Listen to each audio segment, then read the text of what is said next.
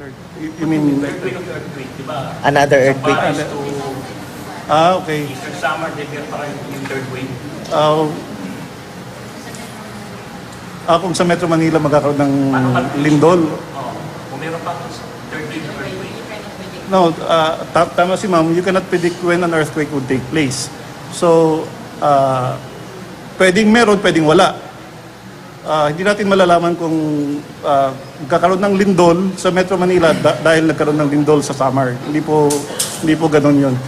So, yung earthquake random po yan, pwedeng mangyari yan anywhere sa Pilipinas kasi nga marami tayong active faults. I think maintindihan natin about fault interactions. So yung pagyanig, which is elastic in nature, isipin na lang natin yung goma. No? So ang elastic babalik yan to its original state. So yung pagyanig, hindi siya nakaka-affect ng mga faults around the area. However, yung transfer ng stress, okay, yun yung tinitignan natin. No? So yung paggalaw ng ating fault would transfer yung amount of stress dun sa katabing fault. So tinitignan natin yung amount ng transfer ng stress kung ito ay enough para mag-trigger ng nearby faults. So far, hindi namin nakikita ito. Kasi nga, masyadong malalim yung event. Clarify lang yung difference ng local fault at saka yung trench-related na tremor. Yung binanggit ni Dr. Grutas kanina, local fault, it just means na very shallow na fault system located between Pampanga and Zambales. No? So, wala siyang surficial expression nito. That's why hindi siya nasa active faults map namin. No? But itong event na to is around more than 60 kilometers. So 63 kilometers. At depth na siya, masyado siyang malalim. As you can see, if you look at the tally ng ating earthquake activity, hindi as energetic compared to what happened itong dito sa Pampanga, Zambales. No? So if you look at the count, masyadong mahina yung aftershock activity compared to this, which is characteristic of very intermediate and deep earthquakes. Nakakaunti lang yung aftershock activity.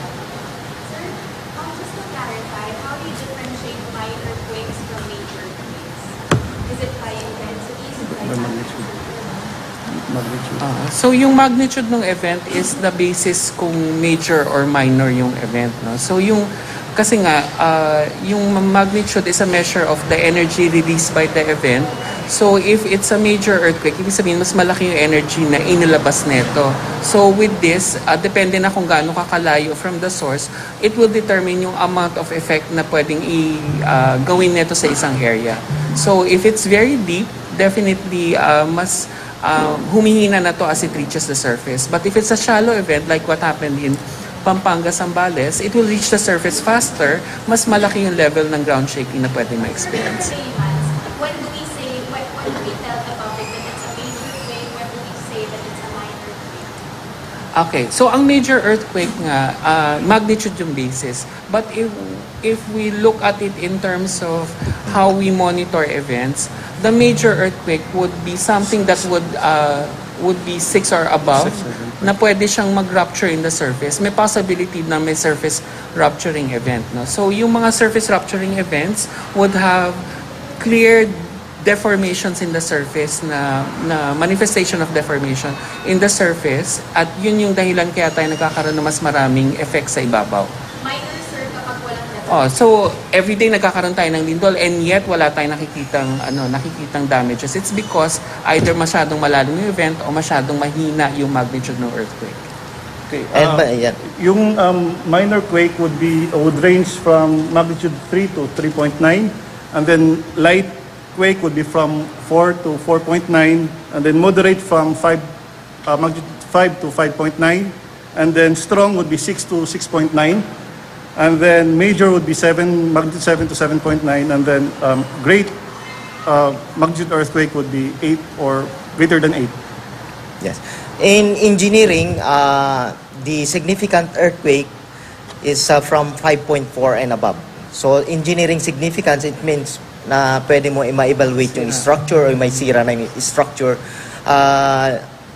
Poorly built structure na shallow earthquake, pwede siyang masira with magnitude 5.4. So yun yung minimum for engineering purposes. Sir, this earthquake here in Eastern Samar is, the magnitude is greater at 6.5. Yesterday, sir, it was 6.1. One. The effects of 6.1 is much seen because of its shallow Yes, depth. yes, yes. We cannot compare both. Because sir, ito po, malakas po siya, pero Yeah. yung epekto niya, napakahina dahil sobrang laki. Yes. Tama po ba? Yeah, right. That's correct. That's At saka what- yung mechanism ng earthquake ng Zambales event is quite different, Different. from yung mechanism nitong event na nangyari sa Eastern Samar. Meaning yung sense of motion of the fault na gumalaw. So yung sa Zambales, Pampanga area, it's actually a strike slip Strikes. event. So strike slip meaning very horizontal yung nature ng paggalaw. Ang effect ng horizontal, ang motion, kung saan yung rupture direction, usually mas mataas yung ground shaking. And then dun sa kabilang side is mas mahaba yung ground shaking. So yun yung effect if it's horizontal. Whereas kung dip slip, there are places na mas mataas, there are places na mas mababa. And since it's dip slip at depth na 63 kilometers, mas mahina yung effect sa ibabaw. Sir, paano yung sinasabi na about ang sentro ng Lindros, Zambales, pero yung malaking epekto yung sa ibang area na malapit sa Zambales, paano po nangyari yun? Yes, bali yung soil condition ay malaki yung contribution sa amplification ng ground shaking. So itong mga sa Porac and Lubao, Guagua, malaki yung shaking niya because of amplified yung sediment niya saturated and yung sediment composition mas medyo soft sediment siya compared dito sa western side na mga volcanic ang sediment. I think isa ring factor yung titignan natin yung directivity effect. Yung directivity effect, yung kung nasan yung direction ng rupture. So kung ngayon, nagsasalita ako sa'yo, mas naririnig mo ako ngayon kasi nakatutok ako sa'yo. Whereas yung nasa likod ko, most likely hindi ako narinig kasi hindi ako nakatutok sa kanya. Ganun yung effect ng directivity. Kung saan yung direction ng rupture, most likely yun yung dahilan kung bakit medyo malakas din. Plus yung sinasabi nga ni Doc Lutas about yung effect ng sediments na nag-amplify ng ground shaking. Sir, there are volcanoes po near the areas where the epicenter of the earthquake was. Is there any effect to these volcanoes near the area, like Mount Pinatubo and Mount So, yung kabilang division, which is part Yeah. of the monitoring, medyo na tinignan din nila if it affected yung volcano. No? So, what they did was to look at yung mga instrumentong nakapalibot sa Pinatubo volcano and tingnan kung merong mga nare-record na any activity within the volcanic edifice. Ang reports lang nila, or at least ang evaluation nila, we need an event na ang S-V meaning it's showing the distance nung source from the crater of Pinatubo Yes. should be around 5 seconds. Meaning masyado siyang malapit sa crater.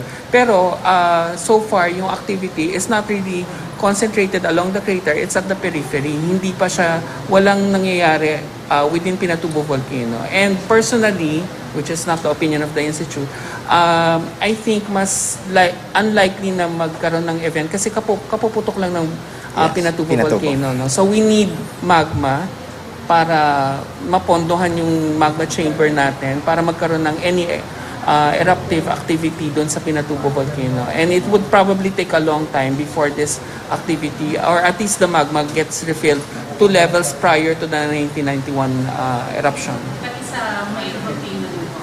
Wala rin. Yes. Medyo malayo. Yes, we are closely monitoring yung Mayon Volcano and Pinatubo. May mga instrument tayo dyan. So if ma-detect nila na nag-trigger na yung magma, then so ngayon, halos ano pa. Sir, sorry pa-clarify lang ulit. Ano yung source kung ma-identify na natin yung fault line doon sa Zambales?